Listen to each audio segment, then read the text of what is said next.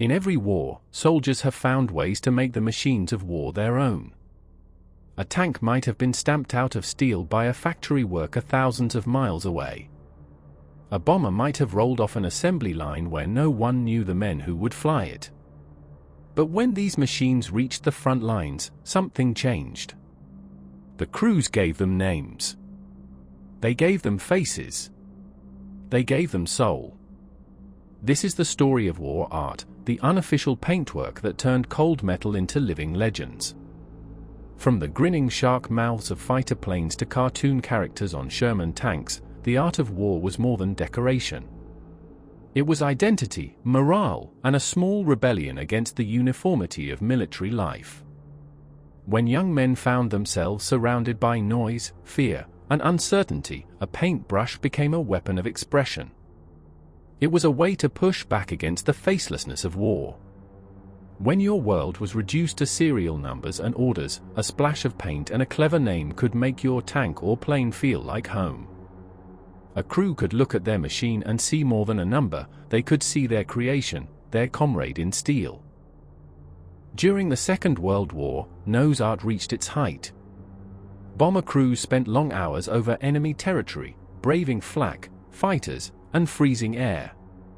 They lived in close quarters with their aircraft, knowing that every flight might be their last. So they gave their planes names, cheerful ones, bold ones, defiant ones. Names like Memphis Belle, Sentimental Journey, Shoo Shoo Baby, Enola Gay, and The Wicked Witch. Each one painted with care on the shining aluminum skin, often alongside a smiling pin-up girl or a cartoon character from back home.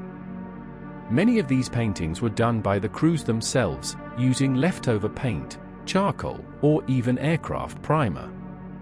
Others were the work of gifted artists stationed at airfields who made a name for themselves decorating dozens of aircraft.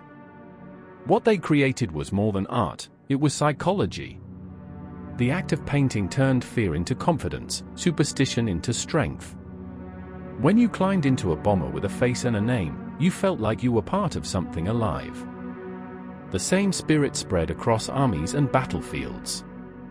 Tank crews, covered in dust and grime, began naming their machines too. In North Africa, British tankers painted words like audacious, courageous, and Churchill's pet on their Matildas and Crusaders. American Sherman crews in Europe went for humor and heart. Names like Batlin a Bitch, Thunderbolt, and Fury became common sights. Some added cartoon faces to their armor plates, or slogans in chalk before an attack. Even Soviet crews, often under strict rules, scrawled fierce messages like "For the Motherland" or "For Stalin" on their turrets before charging into battle. Every mark of paint, every rough brushstroke, was a promise and a prayer. It wasn't only the tanks and planes that received this treatment. Jeep crews gave their vehicles nicknames like Honey, Lil Abner, or Hell on Wheels. Trucks, half-tracks, and even field artillery were marked with chalk or whitewash, bearing names of home, girlfriends, or inside jokes. The machines became part of the unit's personality, a reflection of the men who relied on them. And it didn't stop with the machines themselves. Bombs too were given a voice. Before takeoff, ground crews often chalked messages on the sides of bombs destined for enemy targets. They wrote things like "To Adolf, with love, a gift from Texas," or "Special delivery from the boys." Some carried sarcastic notes, others pure anger, but all shared the same purpose, a moment of humanity in an inhuman task. It was a strange kind of poetry, the last word written before the roar of engines drowned everything else.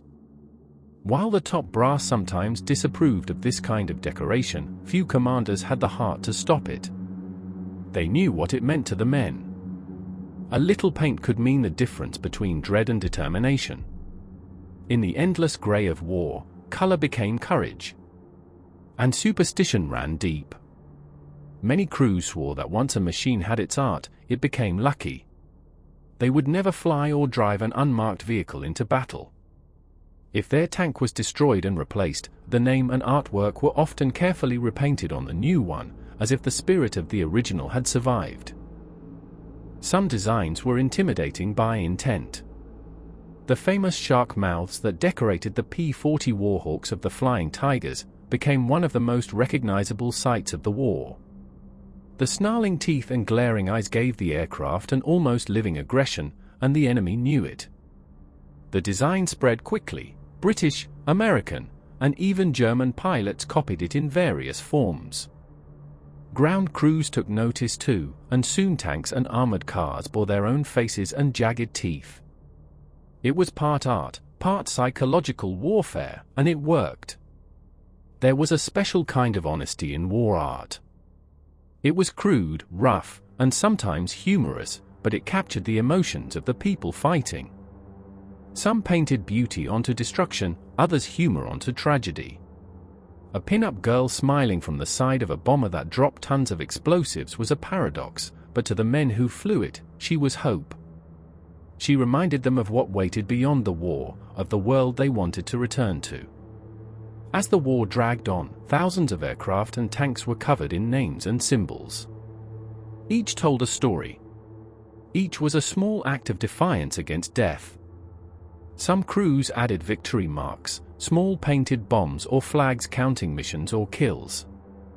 Others repainted after every repair, keeping the art alive through battle after battle. The machines became personalities: Old Ironsides, Reluctant Dragon, Sky Queen, Ruthless Ruth, and countless others. They were no longer just tools of war, they were comrades. In the Korean War and later in Vietnam, the tradition lived on.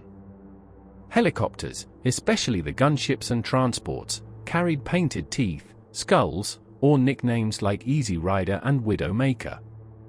Tank crews scrawled slogans on their armor, while bomber crews revived the old pin-up tradition.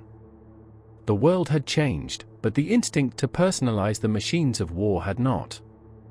Even in the harsh jungles of Vietnam, where rust, mud, and chaos ruled, the paint still found its way onto metal. Every generation of soldiers carried that same need, to mark their presence, to prove they were there.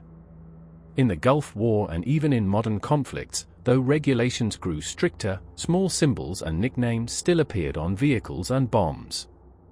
A bit of chalk, a patch of color, a sticker tucked away where only the crew would see, it was the same tradition, carried quietly into the modern age. For as long as there have been machines of war, there have been the men and women who refused to let them remain anonymous. They painted them, named them, and gave them meaning. They turned fear into something personal, something they could touch and trust. A tank with teeth, a plane with a name, or a bomb with a message, it was the soldier's signature on history's harshest canvas. And in the end, when the engines fell silent and the paint faded with time, the art remained a reminder of humanity's strange dual nature, the power to destroy, and the need to create.